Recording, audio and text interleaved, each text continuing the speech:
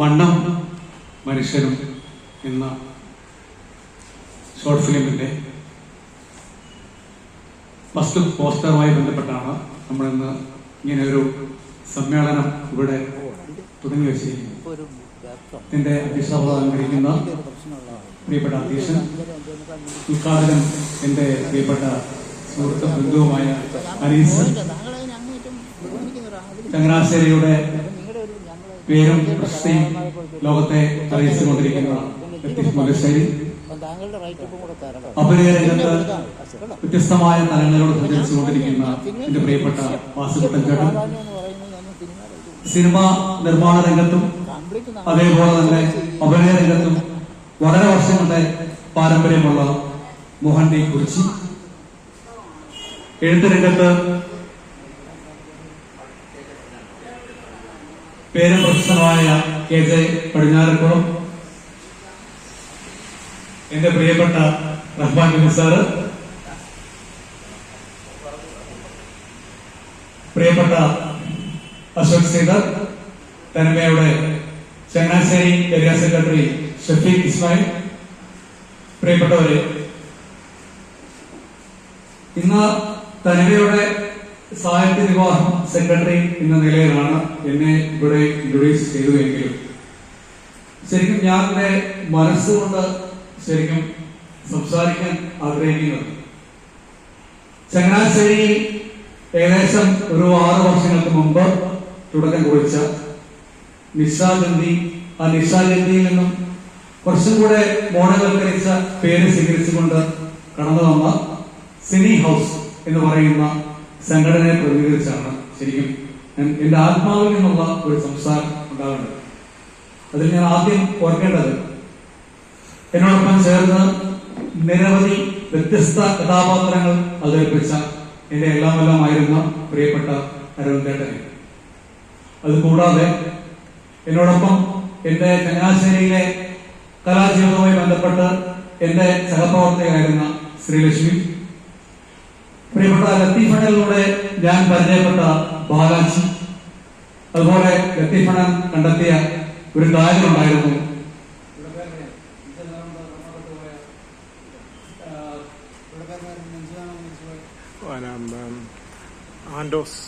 ആൻഡോസ്.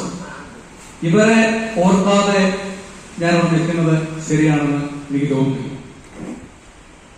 ഒരു കഥാപാത്രമായി മാറുമ്പോൾ അതിലെത്രത്തോളം വ്യത്യസ്തത ആ കഥാപാത്രത്തിന് കൊണ്ടുവരാമെന്ന് എനിക്ക് പഠിപ്പിച്ചു തന്ന അശോക് സീതറും അരുൺ ചേട്ടനും, ഇവരിലൂടെയാണ് സത്യത്തിൽ ലത്തീഫ് മുല്ലശ്ശേരി എന്ന് പറയുന്ന ചങ്ങനാശ്ശേരിയുടെ 40 വർഷക്കാലത്തോളം പാരമ്പര്യമുള്ള, തലയിൽ പാരമ്പര്യമുള്ള ലത്തീഫ് മുല്ലശ്ശേരിയെ ഞാൻ പരിചയപ്പെടുന്നു.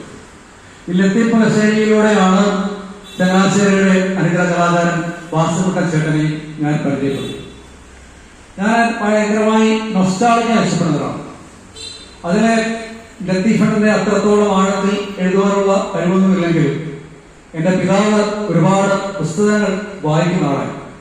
അപ്പൊ അദ്ദേഹത്തിന്റെ പുസ്തകത്തിന്റെ കട്ടിയുള്ള പുസ്തകത്താളുകളെ അദ്ദേഹം ഇല്ലാത്ത സമയത്ത് മാറിപ്പോയിരുന്ന വായിച്ച് അതിൽ കിട്ടിയ അനുഭവ സമ്പത്തിലൂടെ ചെറുതായി ഞാനും എഴുതി.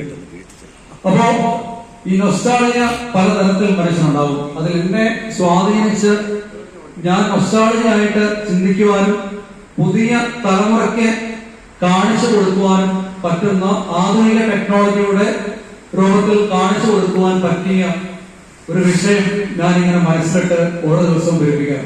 അത് പ്രിയപ്പെട്ട ലത്തീഫണിന്റെ മണ്ണും മനുഷ്യനും എന്ന ഇവിടെ അവതരിപ്പിക്കപ്പെട്ട നാടകം തന്നെ.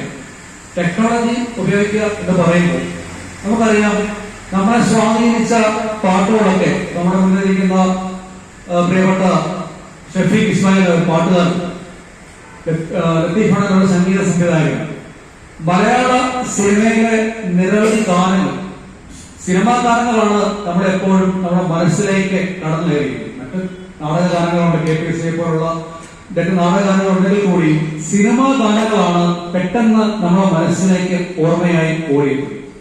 എന്നത് പറഞ്ഞതുപോലെ തന്നെയാണ് ഏറ്റവും മനോഹരമായ ദൃശ്യത്തെ സ്വാധീനിക്കുന്ന ഒരു മേഖല കൂടിയാണ് സിനിമ. സിനിമ നമ്മൾ കാണുമ്പോൾ ആ സിനിമയ്ക്കകത്ത് ആധുനികവും പുരാതനവുമായ ഒരുപാട് കാര്യങ്ങളെ കൈകാര്യം ചെയ്തു പോകും. ഒരു 2.5 മണിക്കൂർ കൊണ്ട് നാം ഒരുപാട് വിഷയങ്ങൾ അതിനോട് കാണും. വിവിധ തരത്തിലുള്ള എഴുത്തുകാരുടെ മനസ്സിൽ ഉദയം ചെയ്യുന്ന, അവർ ജന്മം കൊടുത്ത ഒരുപാട് സൃഷ്ടികളാണ് സിനിമകളായി വരുന്നത്. തീർച്ചയായും ഇന്നത്തെ പുതിയ തലമുറയെ കാണിച്ചു കൊടുക്കുവാൻ പുതിയ തലമുറയോട് ഒരു LED ബോർഡിലോ അല്ലെങ്കിൽ മറ്റ് സ്ക്രീനുകളിലോ ഒക്കെ കോളേജുകളിലും സ്കൂളുകളിലും ഒക്കെ നാളെയുടെ വരും കാലങ്ങളിൽ ചൂണ്ടിക്കാണിച്ചുകൊണ്ട് പഴയ കാലത്തിന്റെ മണ്ണിൽ പൊന്നുകളയുന്ന കർഷകന്റെ കഥ പറയുന്ന ഒരു ഷോർട്ട് ഫിലിമിന്റെ തുടക്കമാണ് ഇന്നിവിടെ അറിയുന്നത്. അപ്പോ അശോക് സിംഗറിനെ കുറിച്ച് പറയാതെ പോകാൻ പറ്റില്ല. കാരണം അശോക് സിംഗറാണ് ശരിക്കും എങ്ങനെ പ്രതിഭയെ കണ്ടെത്തിയത്. അതുകൊണ്ടല്ല ഞാനിവിടെ അശോക് സിംഗറിനെ കുറിച്ച് സംസാരിക്കുന്നത്. ചങ്ങനാശ്ശേരിയുടെ ഒരുപാട് കലാകാരന്മാര് വിവിധ പ്രദേശങ്ങളിലായി ഉണ്ടെങ്കിൽ കൂടി ചങ്ങനാശ്ശേരി ഏകദേശം 40-ൽ പരം ഷോർട്ട് ഫിലിമുകൾ വ്യത്യസ്തമായ ആവിഷ്കാരത്തോടുകൂടി, അതായത് അതിന്റെ കഥയും തിരക്കഥയും സംഭാഷണവും എഡിറ്റിങ്ങും അങ്ങനെ ഒരു എല്ലാ തരത്തിലുള്ള മേഖലകളും തന്റെ ഒരു കുടക്കീഴിൽ ചെയ്യുന്ന, വ്യത്യസ്തമായി ചിന്തിക്കുന്ന, വലിയ തരത്തിൽ ചിന്തിക്കാൻ കഴിയുന്ന ഒരു കലാകാരനാണ് ശ്രീ അശോക് സിംഗർ. അശോക് സിംഗറിന്റെ ഓരോ ഷോർട്ട് ഫിലിമുകളും വളരെ വ്യത്യസ്തമായ ആശയങ്ങൾ പങ്കുവെക്കുന്നു, വ്യത്യസ്തമായ കഥകളാണ് നമ്മോട് പറയുന്നത്. അദ്ദേഹത്തിന്റെ ദൃശ്യമാണ് അദ്ദേഹത്തിന്റെ ഏറ്റവും വലിയ ഒരു പത്തര മാറ്റം എന്ന് പറയും. അദ്ദേഹത്തിന്റെ ഓരോ ഷോർട്ട് ഫിലിം കാണുമ്പോഴും ക്യാമറ മാജിക് എന്ന് പറയുന്നത് എന്താണെന്ന് അദ്ദേഹം നമുക്ക് കാണിച്ചു തരും. തീർച്ചയായിട്ടും മണ്ണിൽ പൊന്നു വിളയിക്കുന്ന കർഷകന്റെ കഥ പറയാൻ പോകുന്ന മണ്ണും മനുഷ്യനും എന്ന് പറയുന്ന ഷോർട്ട് ഫിലിമിൽ തീർച്ചയായും അശോക് സിംഗർ ഒരു മാജിക് കാണിക്കും എന്നുള്ള കാര്യത്തിൽ എനിക്ക് യാതൊരു സംശയം. അഭിനയത്തിന്റെ വ്യത്യസ്തമായ തലങ്ങളിലൂടെ ചങ്ങനാശ്ശേരി വാസുകുട്ടൻ സഞ്ചരിക്കുമ്പോൾ തീർച്ചയായിട്ടും അത് വരുംകാല തലമുറ ഇരം കൈ നീട്ടി സ്വീകരിക്കും എന്നുള്ളതിനും യാതൊരു തർക്കവും. ഇന്ന് സോഷ്യൽ മീഡിയയുടെ കാലഘട്ടമാണ്. സോഷ്യൽ മീഡിയയിലൂടെയാണ് നാം എന്തും കാണുന്നതും കേൾക്കുന്നതും ഒക്കെ അറിയുന്നതുമായ രൂപത്തിലേക്ക് കാര്യങ്ങൾ മാറി കഴിഞ്ഞു.